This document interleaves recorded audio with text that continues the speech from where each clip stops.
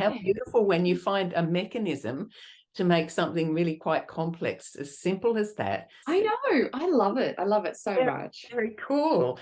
Yes. Now, what I love when I'm talking with someone like you is, do you have any tips for somebody who wants to write a book? Because that's my target audience, and I love getting other people's perspective. Yeah. Look, I know that you've got this huge database, Jane, of people who know that they've got a book in them and they'd love to write a book, and for whatever reason now's not the right time, or they're not confident, or they haven't taken the step. And what I would say to them is that your story is going to be unique because there's no one else on earth like you.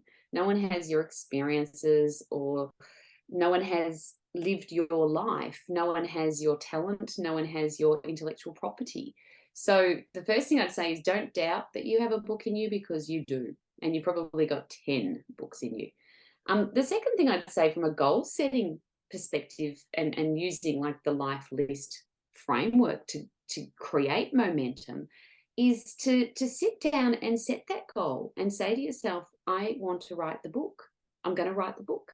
And make that your goal. And then you're going to, second step is, often when we set big goals like that, the first thing that happens is, oh my God, it's so exciting. And then the very next thing that happens is your brain tells you all the reasons why you can't. And it'll tell you, well, I don't have enough time, or I don't have enough money, or I don't have the resources, or I'm not smart enough, I'm not good enough, I'm not enough, I'm an imposter, I might not succeed. There's 1,000 reasons that your brain will tell you why you can't write that book. So the third step you need to take then is to work out what it is you most value in your life. What do I most value? Because once we understand what it is we most value, then that will push through all of those resisting forces. That'll just bulldoze them. So it might be that you most value your family, you most value your friendships, you most value your knowledge, you most value your career or your professionalism, or being an expert in this particular topic. And so when you start thinking, well, I value being an expert, I'd love to share my knowledge with others, or I value my children and how proud will they be of me when I become a published author, or I value sharing, my expertise and my knowledge and helping other people. And this allows me to create a vehicle that's going to share and help so many people. And when you start looking at those goals through a lens of what it is I value versus what is it I fear or lack, then that's going to help push you forward to actually write the book. I'd also say that, there's so many resources out there now to help you write books. Obviously, working with someone like you, Jane, there's also traditional publishing houses that you could approach with your idea and pitch your idea. There's lots of resources. There's lots of knowledge out there, but ultimately it's going to start with the listener who's listening, the person who's listening. And I honestly, if you have a passion for your topic, if you love it and you love talking about it, and you constantly are talking about it, and that what you've got in you is going to help other people, then please, please, please write the book. You will feel phenomenally proud of yourself, and everyone around you who loves you will feel proud of you. But the motivation to write it starts with you. Only you can get it done. You have to set the targets. I set myself a challenge of writing 1,000 words a day for 30 days. I ended up writing 60,000 words in about 45 days. You have to set yourself up for success. You have to be disciplined. You have to be motivated. You have to maintain momentum. And you have to want it so bad. And I think that there's a good portion of your listeners, Jane, who do want it bad. So go and do it. Just do it. Thank you, Kate. That was gold. And then the other question I have for you, because you are very successful at what you do. You've been, you're one of the co-hosts on Koshi's Business Builders program and all sorts of things like that. A lot of my authors are writing the book to either launch their business or to take their business to another level. Have you got a couple of tips on business that you could share with us? Yeah, look, that was the reason why I wrote my first book. My first book was written specifically to help position me as a person with credibility in the time management space.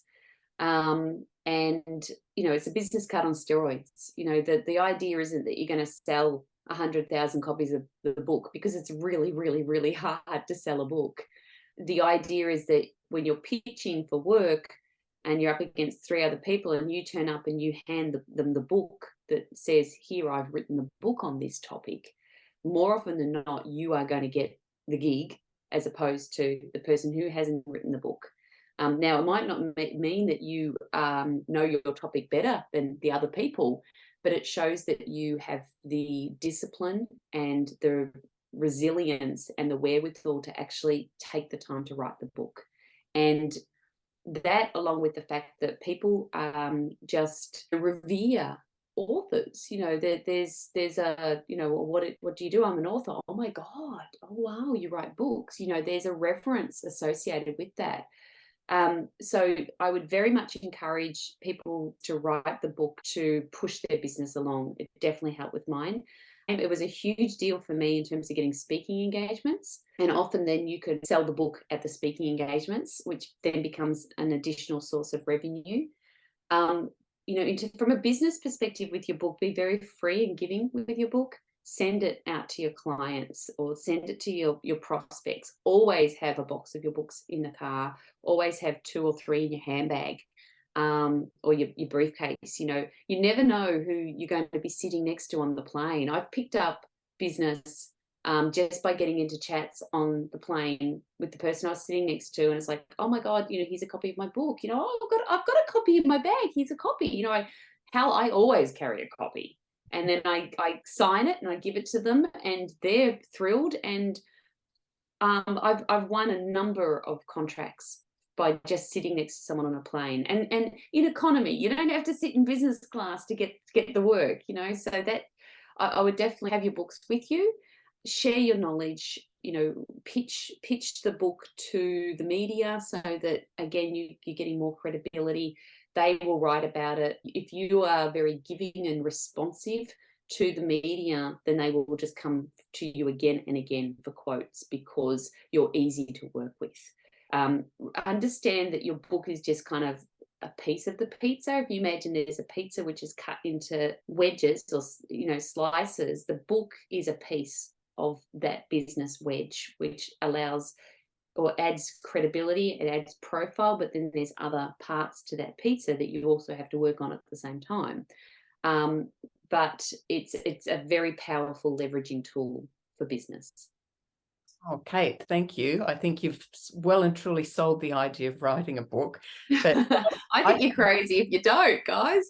So too, because among other things, and this was one of my authors, a leadership coach who is excellent at what he does, you know, very successful. COVID came and that, you know, changed the environment a little bit, but he wanted to, you know, put all of his expertise into the book, and it was an incredibly hard job for him to distill into words what works about what he does when he's coaching people in the leadership space. So that discipline of having to explain in plain language, and I talk a lot about learning styles methodology in terms of helping people to get the ideas out of their head, the thing that they've been doing for years.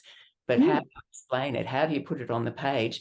And anyway, the end of the story is to just reiterate what you were saying, is that he got the book finished and he started sending the book to the CEOs of various, you know, multinational companies as an intro, and then following up with an email about, you know, hope you got the book, hope you enjoyed it. I'd love to have a chat with you if you feel like I might be an interesting keynote speaker for your tribe, or if you need any help in the leadership space.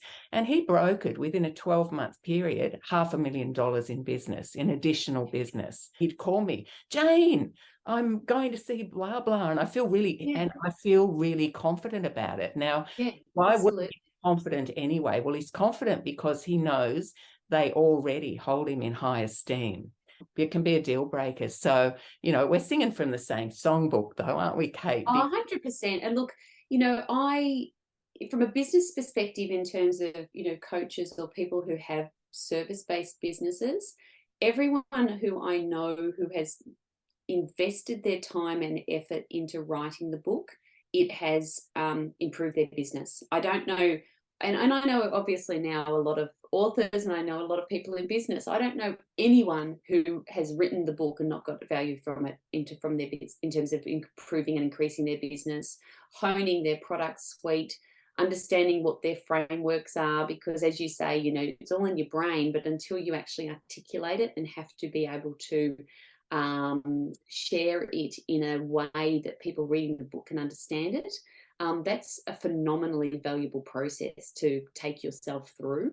I don't know anyone who hasn't benefited from writing their book for their business. Yes. Well, that seems like as good a point as anywhere for us to finish up, Kate. But what I do want to find out is, what's the best place to get in? So just Google Kate Christie. My new website is days away, but hopefully by the time this airs, it'll be ready. But if it's not ready, then it'll come up under Time Stylist. My current book, The Life List: Master Every Moment and Live an Audacious Life, is available on Booktopia, Amazon. I think it's in Target. It's going to be in all good bookstores. I'd love for people to buy it and perhaps use that as the frameworks in my book to help create that impetus to set the goal to write your own book. Okay, perfect. Thank you. So why don't you jump on Amazon or wherever it is that you like to get your books from and grab a copy of The Life List.